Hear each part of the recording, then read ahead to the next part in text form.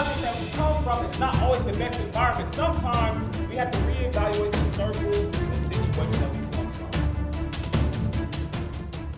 When you get in the airplane and the airplane is getting pushed back and it's driving around and it gets to a certain location and it stops there.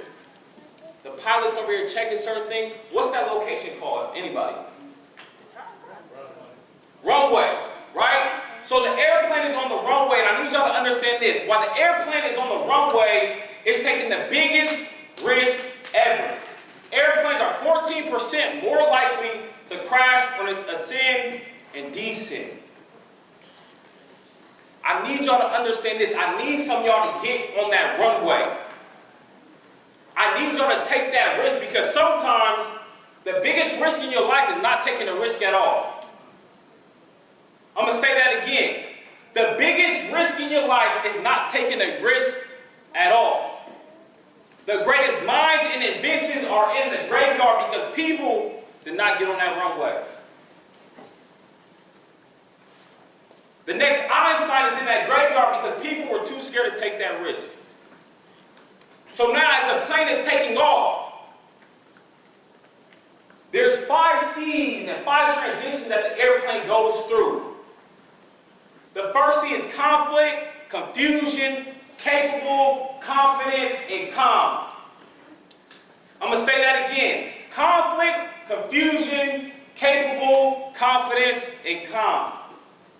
So when the airplane takes off, you know when it takes off and it gets a little shaky? That's what we call conflict. And that's what happens in your life when you take that risk. You go through some sort of conflict. Because when you're taking that risk, what you end up realizing was that the people that you're hanging around, the group of people you're hanging around, they're not bringing no value or purpose in your life, then why are they truly there? And when you see that, and you try to do something different, you start seeing those people hating on any and everything that you want to do and accomplish. And you go through that conflict because you're ready to change your environment. The next step that happens is confusion. As you get a little higher, right, you still shake a little bit, the plane's turning a little bit. You have confusion because you started a new journey and you got further away from your past, but you're still close to that past and you want to turn back, but you still want to keep going forward. Now you're confused to understand if this is even going to work out. When I started this organization, I was by myself and I was alone. I was on a porch crying because I stopped teaching. I went back to school to get my master's, and I never thought that this would work. Actually, I did. But I was so alone and afraid that I was chasing some greatness, that I was chasing my vision, and I did not know if this was going to work. And that's what we call confusion. Then the next state is capable. Being capable, understanding that you're capable. When you get to that next level, as the plane goes up, you're understanding that now I'm capable. Now it's a little bit smoother. I have all of the capability to try out my dream. I got further and further and further away. I can no longer see the past anymore. I can't see the light at the end of the tunnel, but I'm getting further and further and further away. After that, now you have confidence. You done got so far along the journey that now you built up confidence. That's why when I sit in front of meetings with all of these millionaires, these white CEOs, and I'm sitting there and I dress just like this. That's why when I'm at my class getting my doctorate, I dress just like this. Because I know nobody cannot validate my own existence or cannot tell me how to learn or engage in my own learning. So every time I sit there, I go just like this and I talk like this. Because I built that confidence day in and day out because my journey from start to finish has gave me that confidence. Then after that, it becomes calm. Because now you get to the point where you bought your freedom.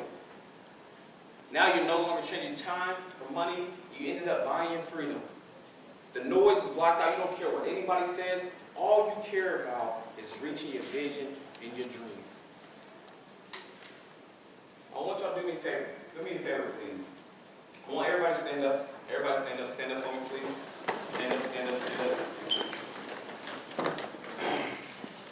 I want everybody to go ahead and close your eyes for me real fast. Close your eyes. And as you close your eyes, I want y'all to visualize the next 5 years down the road. And I want y'all to see where your life is going to be in the next 5 years. For my young people, I want you to see yourself graduating either from high school, graduating from college. For everybody else, I want you to see yourself starting that business plan. I want you to see yourself getting your kids where they need to be, being that parent for them, being that big brother, that big sister. I want y'all to do me a favor. Visualize yourself 10 years from now.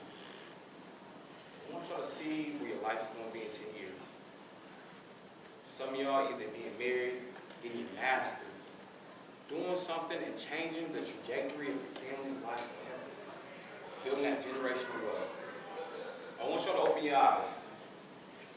I want y'all to take a seat, take a seat, take a seat, take a seat. I want us to go ahead and I want y'all to understand this. I want y'all to pick your heart. Because there's no in-between. One of the hardest things to do in your life is to wake up every single day and go to a place that you absolutely hate. But the only reason why you have to go is because you got responsibilities, you got bills, you got a family, you got mouths to feed. That's hard. There's so many people that wake up and as they get older and they get closer, you all got an expiration date. Believe it or not, no matter how old and how young you are, we all have an expiration date. And we all have to leave this earth one day. I want y'all to do me a favor. I want y'all to pick another heart. The other heart is this, is trying something and going to a place of putting your all and your energy and showing up every single day with the same enthusiasm that you did the next day, only to realize this, that every day you wake up, you're in the same position. But you gave it your all, and that's what we call a process. I had to go through that process. I had to fail over and over and over and over and over and over again.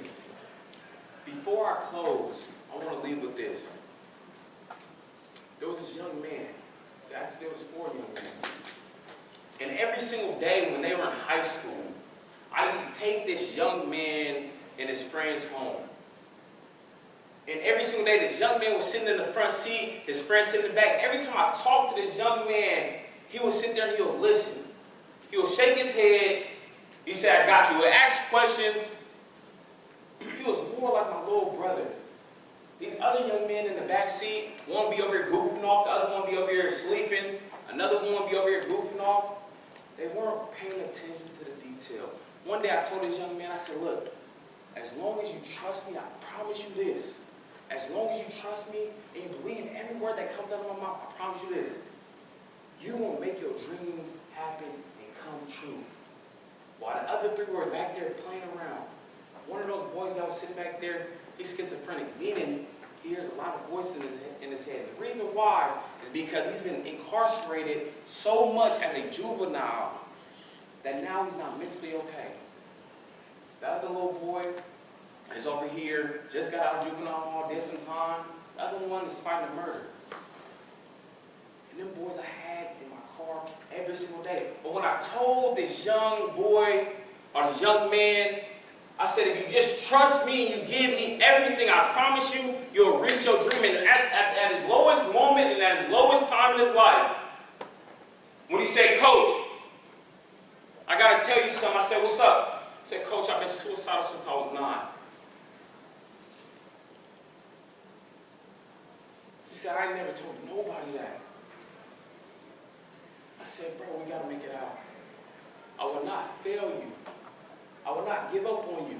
And because of that, because he stayed true to the process, because he trusted the process, and every single moment I spent with this young man, now he's playing football at the University of Nebraska right now. In front of 92,000 people. When everybody in his face, everybody in his world told him that you are going to fail, you will end up in prison just like your brother. I looked him dead in his eyes at his lowest moment. I said, pick your head up. Because we're going to make this happen. And there's so many people, as long as you trust me and trust this process, I'm going to get you where I need to get you to. I have lost so much just to be in this moment. I went through so much because God said, I need somebody to save my babies. And I'm going to give you those responsibilities to save my babies. I need you to put you through this much so you can save my babies. So every single day I wake up, I think about y'all. Every single day I put my energy and my effort, I think about y'all. Because I want to see every single last one of y'all successful. That's why I created what I created. Just so y'all can live. So y'all ain't got to be like my brothers. So y'all can be like my best friend who got killed at 15. I want to see y'all live. And I need y'all to understand this. As long as we trust the process,